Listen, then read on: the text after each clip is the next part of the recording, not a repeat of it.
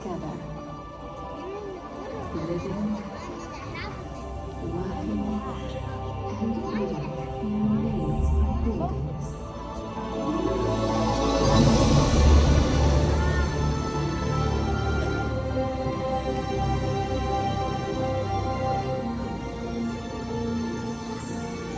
Like humans in bustling cities, our underwater reefs are filled with life and diverse populations.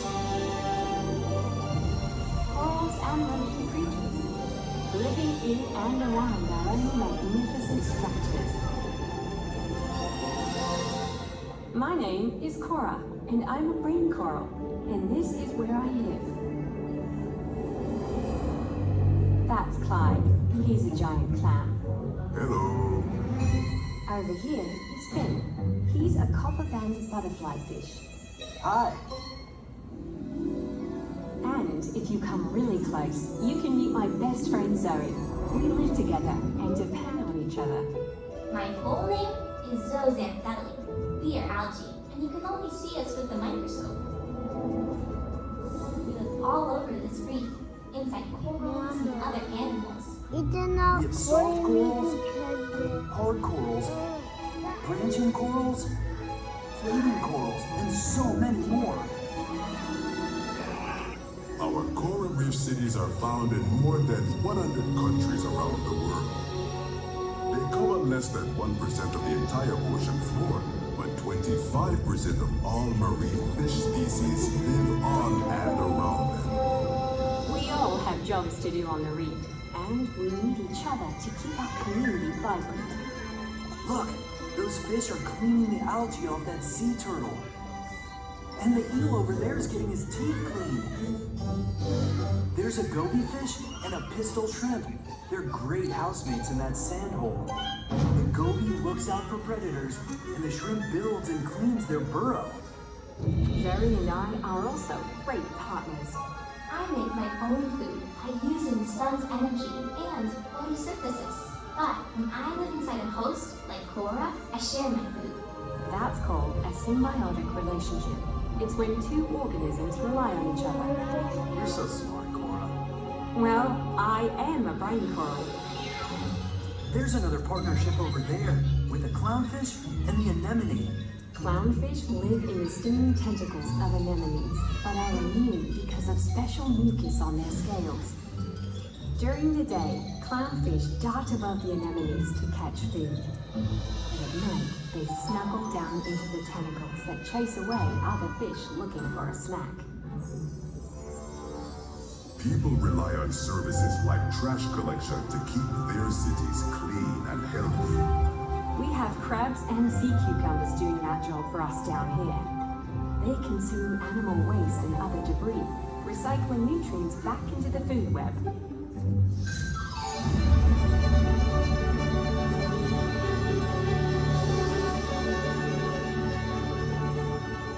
There's our community gardener, the parrotfish. They have strong beaks that bite and scrape hard corals on reefs. This exposes places for new coral babies or polyps to settle and grow. But you forgot to explain the best part. Their poop. Yes, Clyde.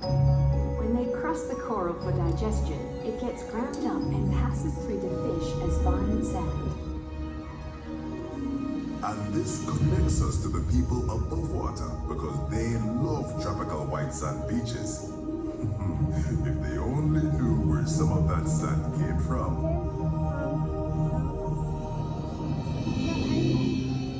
There are other ways our coral cities connect to those living above water. We provide food to locals, jobs to fishermen, a destination for diving and tourism.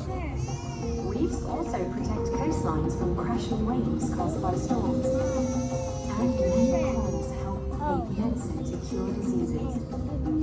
If you add all that up, the world's coral reefs are valued at more than $30 billion per year. But living in our cities is priceless.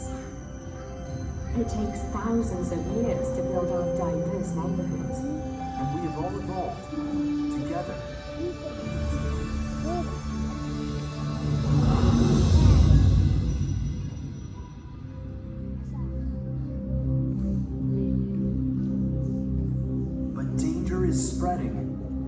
It's threatening our home and devastating our cities. We're turning into ghost towns. Coral bleaching is the biggest threat we face, and it's caused by climate change. Like a forest fire on land that swallows everything in its path and chars it black, our corals are also heating up and turning white.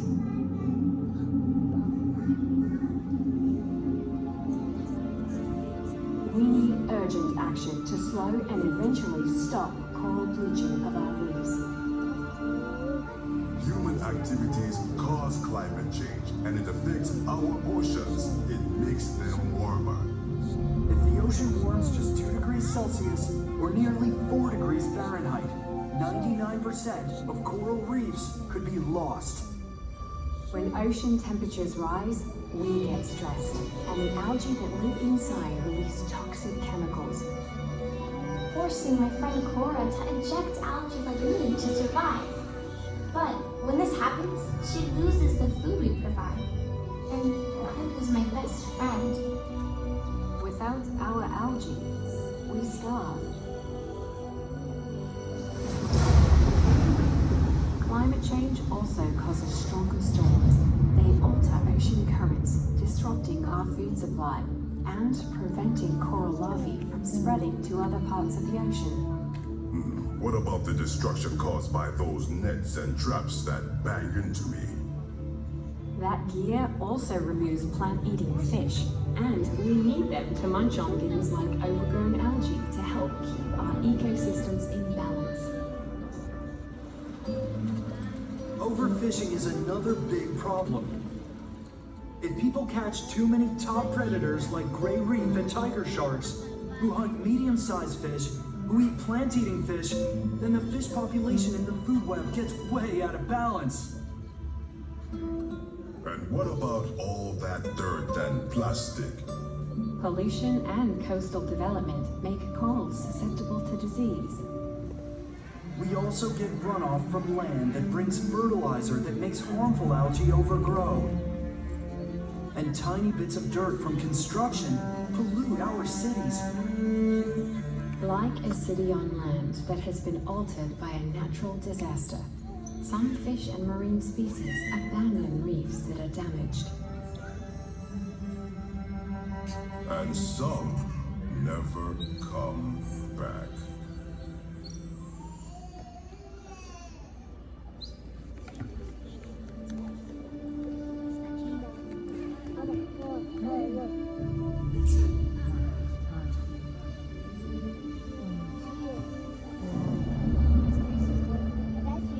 Thankfully, many people value our coral reef cities and are working to save us from the global threat of climate change.